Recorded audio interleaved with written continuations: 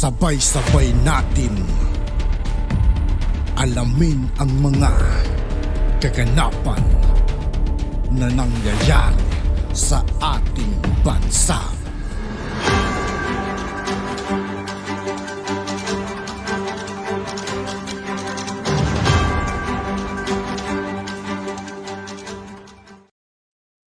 Yo, what's up mga kaibigan? This is Aituki po again. Ngayon nandito ulit tayo sa channel ni Pinas News Insider. Dito ulit tayo magbibigay ng komento at reaksyon. Kaya samahan nyo guys. Let's go!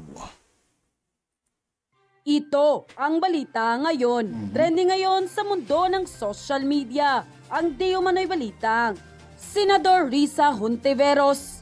Hindi kinaya ang galing at talino ni Senator Amy Marcos. Leader ng oposisyon, sinusulong na bigyan ng malaking pondo ang batas na National Anti-Poverty Commission. Pakunwari, mabait sa mga taong mahihirap. Pero bago ang lahat, kung bago ka pa lang, Sa lahat ng hindi pa nakasubscribe mga kaibigan kay Pinas News Insider, mag-subscribe na po tayo at huwag nyo rin pong kalimutan mag-subscribe dito sa aking channel. sa aming channel. Please huwag kalimutang mag-subscribe at i-click ang notification bell para mas maging updated pa kayo lalo sa lahat pa ng bagong video na i-upload namin. At eto na nga mga kababayan, Senator Risa Hontiveros, tila naging maamong tupa nang magkaharap sila ni Senator Amy Marcos sa pagdinig sa Senado. Ang kalmadong palaban na magsalita na si Senator Risa Hontiveros ay mas lalong naging kalmado pa. Dahil alam niyang kung si Senator Amy Marcos ay di niya kakayanin ang makipagsagutan dito. Alam naman natin mga kababayan. Si Madam Senator Amy kasi guys, sa totoo lang, prangka din yan, diretso magsalita yan. Dugong Ilocano yan. Na si Senator Amy Marcos ay isang simbolo ng matapang at palaban na senadora. Dahil maging ang kanyang nakakabatang kapatid na si Pangulong Bongbong Marcos ay walang takas at kanyang binibira kapag ramdam niyang hindi tama ang ginagawang hakbang nito. Kaya naman si Senator Risa Hontiveros biglang naging sobrang kalmado sa pagdinig sa Senado. At dahil nga sa balitang ito, hindi naman mapigilan ng marami sa ating mga kababayan na magbigay ng kanilang hinaing at komento sa mundo ng social media. At ayon pa sa kanila, mataray si Risa pero di niya kakayanin si Amy. Parang maamong tupa si Risa kasi feeling guilty siya sa PhilHealth anomaly. Isang mapagkunwaring may malasakit sa mahirap pero pansariling interes at laban sa gobyerno ang pinapaboran. Iba talaga pag Marcos ang kaharap mo, may malinaw na pakikipag-usap at wala nang paligoy-ligoy pa. The best talaga si Madam Senator Amy Marcos. Mana ang leadership niya sa tatay niyang Apulakay. Hay, nagpapabango lang yan sa ngayon.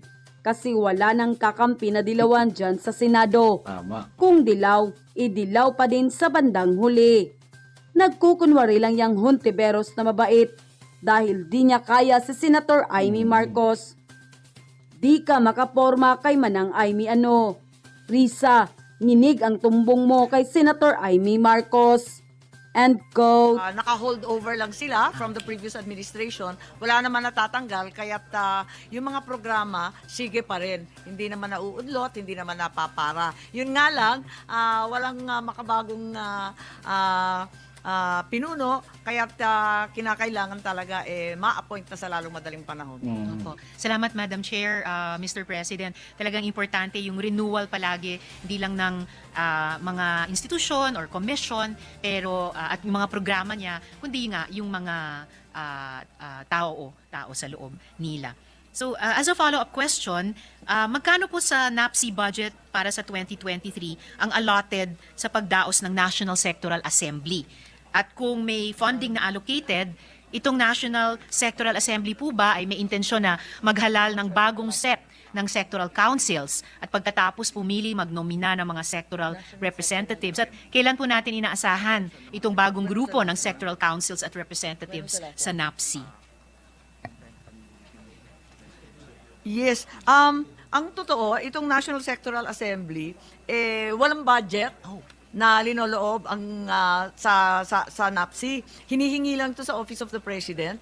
At matagal-tagal na rin na hindi nagkakaroon ng assembly mula pa noong 2015. Para nakalimutan na yata. Kaya't kinakailangan siguro magkaroon ng National Assembly kahit hindi masyadong malaking budget, kunin na lang sa OP o sa DSWD na mabuo na ito at yung sectoral representatives ay talagang kinatawan ng kanilang iba't ibang sektor. Opo, Madam Chair, Mr. President. Sana nga po sa pag-udyok ng Secretary kay Presidente na i-appoint na yung mga dapat i-appoint, ay baka maisabay na rin po yung pag-udyok or di ko po alam kung maaring pagtutulungan ng department at ng OP para magkaroon ng resources para sa pagdaos nitong National Sectoral Assembly. Para nga po mabigyang daan yung pagbubuo ng mga councils at pag-nomina at pagtakda ng mga representante sa commission. Likewise, Madam Chair, I'd like to know the institutional support provided by the NAPSI Secretariat and the member national government agencies to support the operational costs of basic sectoral representation, basic sector participation. Kung halimbawa, yung basic sectors ay tumatanggap ng rata, representation and transportation allowance, sapat po ba yung rata na ito? Sapat po ba para i-finance yung trabaho ng sektor? Yung mga ahensya na kasapi ng NAPSI, nagbibigay ba sila ng sapat at kinakailangang pondo at technical assistance sa mga sektor? Napakababa nga nung rata natin at nasa 13,000, 8,500. Kung tutuusin talagang hindi sapat yung rata per director, sa vice chair, sa sectoral rep. Talagang ang baba-baba. At matagal na sila nakikisuyo sa DBM at sa COA. Nadagdagan naman kasi hindi naman talaga sapat na rata or support for operations itong binibigay nating mga halaga. Salamat, Madam Chair, Mr. President. At yung mga member agencies sa NAPSI, nagbibigay ba sila ng technical assistance sa mga sektor?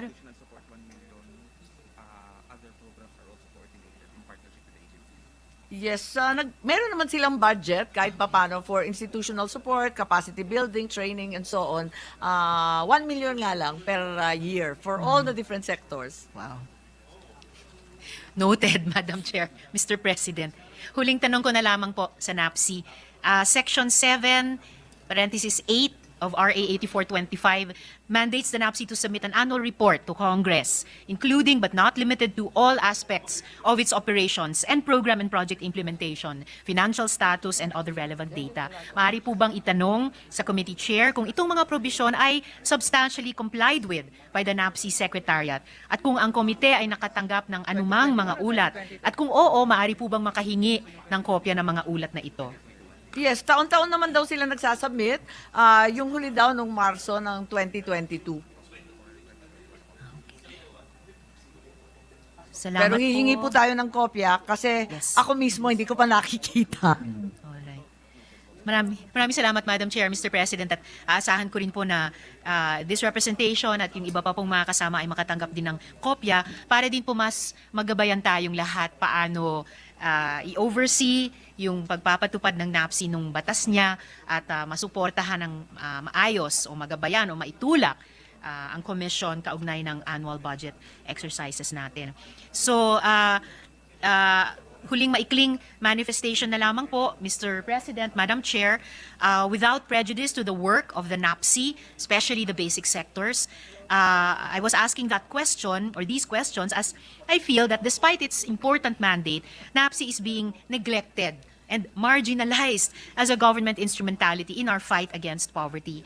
Lalo na't sabihin na natin, we need the whole of society, whole of government to address poverty and even more than poverty, inequality. I hope that through the proper committee, the Senate will be able to revisit the mandate of NAPSI, introduce some innovative reforms, strengthen the institution. At kaugnay nito, final call ko po, ma-reconsider na ibalik ang NAPSI sa ilalim ng Office of the President. okay. Opo. Bilang ito'y vital government basic sector organizational vehicle to address poverty and inequality. If government is serious about social reform and transformation, simulan sana ito sa pagtatalaga ng mga opisyal ng NAPSI, pagtataguyod ng mga asemblea ng batayang sektor at pagtatalaga ng kanilang kinatawan at pagbubukas ng espasyo sa mga pambansang ahensya upang makalahok ang mga sektor ng mahihirap. At muli sa pamamagitan nga ng without prejudice to DSWD at with all due respect, pagbabalik sa OP, pagbabalik bayan ng NAPSI sa OP. Maraming salamat po at pati sa pagpapasensya po ninyo, Madam Chair, Mr. President. Thank you very much, and we join Senator Ontiveros in supporting the effort of the National Anti-Poverty Commission in overcoming its own poverty. Thank you. At yun na nga mga kababayan, At yun nga po mga kaibigan, dito po nagtatapos ang ating reaction video. Muli ako po si I2K ng Sundalo ng Dunggalo at 811. Maraming salamat sa patuloy na pagsuporta. Yeah, peace out.